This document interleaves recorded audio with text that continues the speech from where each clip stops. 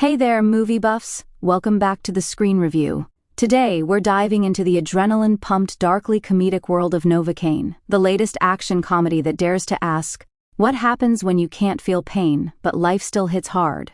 Directed by the dynamic duo Dan Burke and Robert Olson, known for Villains and Significant Other, Novocaine stars Jack Quaid as Nathan Kane, a mild-mannered bank manager in San Diego with a rare condition called SIPA, which renders him incapable of feeling physical pain. Nathan's life is meticulously managed.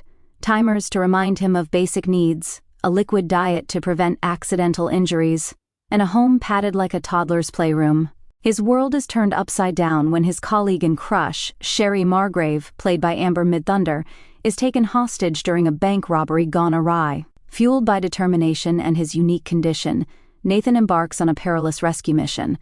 What follows is a blend of intense action and dark humor, as Nathan confronts the brutal gang led by Simon Greenlee, Ray Nicholson. The film doesn't shy away from gore. Expect scenes where Nathan walks through traps and confrontations that would debilitate any other person.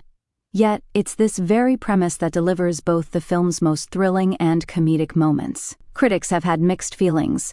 While some praise Jack Quaid's performance and the film's unique concept, others feel the narrative stretches its premise thin.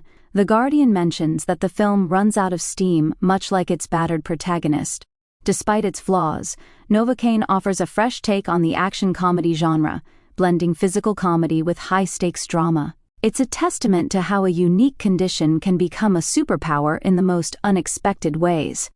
So, is Novocaine worth the watch? If you're into dark humor, over-the-top action, and a protagonist who literally can't feel pain, this might just be your next movie night pick. Don't forget to like, subscribe, and hit that bell icon for more reviews from the Screen Review. Zeroing in on the two leads who carry Novocaine, Jack Quaid and Amber Midthunder. Spoiler-free, straight talk. Let's get into it. Jack Quaid plays Nathan Kane, a guy with congenital insensitivity to pain, a condition that turns him into an accidental action hero.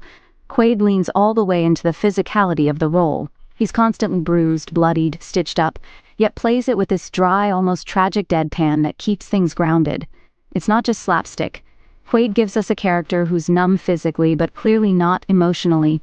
He's awkward, sincere, and when the action ramps up, he doesn't magically become a badass. He stays awkward. That's what sells it. Amber Midthunder plays Sherry, Nathan's co-worker and quiet obsession. She's no damsel. Midthunder brings steel to a role that could have been forgettable. Even while held hostage, she stays sharp, observant, and just unpredictable enough to keep you watching her. The chemistry between Quaid and Midthunder isn't romantic in the traditional sense. It's awkward, hesitant, and weirdly sweet. You feel like these two characters have almost had a dozen conversations that never fully happened. And that tension? It works. So yeah, Novocaine throws a lot at the wall, but Quaid and Midthunder keep it together. They're the reason the story hits harder than just another action flick. The cinematography of Novocaine. Let's break down how this film looks, because that alone tells its own story. The camera work in Novocaine is tight, deliberate, and surprisingly elegant for a movie that's mostly about someone getting violently wrecked every 10 minutes. The bank scenes are cold and clinical. Think security footage meets crime drama. Fluorescent lighting drains the space of warmth, mirroring Nathan's numb, routine existence. Inside Nathan's apartment, the camera locks in. Everything's sterile, controlled, almost too symmetrical, but once he's outside, especially during the chase scenes, the camera gets looser, handheld, a little chaotic. You feel the shift in his world. There's a real visual rhythm to the action, lots of extreme close-ups on injuries, almost surgical. Then wide shots where you catch your breath before the next hit. Lighting shifts from pale realism to harsh, saturated reds and greens when things get violent. It's stylized, but not over-stylized. One standout move, the static framing during fight scenes, where Nathan's unflinching body becomes the calm center of the storm. It's funny, disturbing, and a perfect way to show just how alien his condition makes him. So, is Novocaine a visual masterpiece? Maybe not. But its cinematography does a smart job of matching tone to character, controlled where it needs to be, messy when it matters, pacing and atmosphere. So, does this movie keep you on edge or does it drag? Let's get into it. The film opens slow, Not in a bad way, more like controlled. You're dropped into Nathan's world, where everything is timed, careful, almost lifeless. The pacing reflects that. The first act breathes, it holds shots a little too long. Makes you sit in the awkward silence. That calm before the storm vibe, it's strong. Then the switch flips. The bank robbery hits, and the pace accelerates fast. From that point on, the film shifts between bursts of brutal action and quiet, tension-filled pauses. It's almost like the film itself can't catch its breath, on purpose. The atmosphere gets grimy and tense. You've got dim lighting, industrial backdrops, and that constant hum of unease underneath it all. Even the quiet scenes feel wired, like something's about to explode. And often, it does. But here's the thing. Sometimes the pacing stumbles. A few scenes linger too long. A few action beats feel a little too drawn out.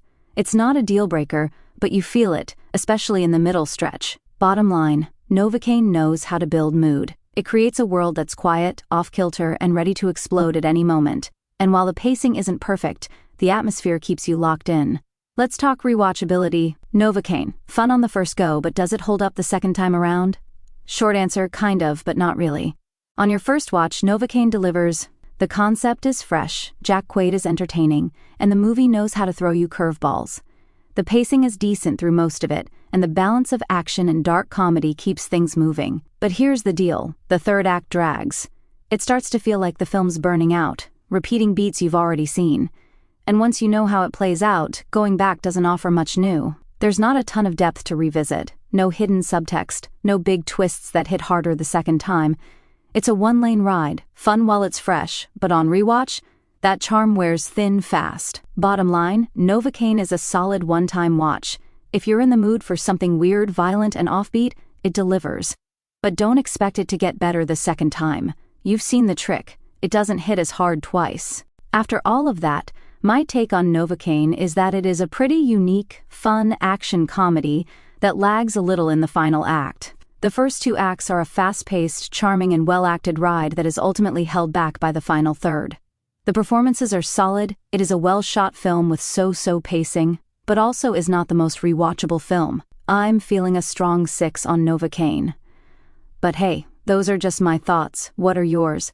Let me know in the comments below, and thank you so much for stopping by.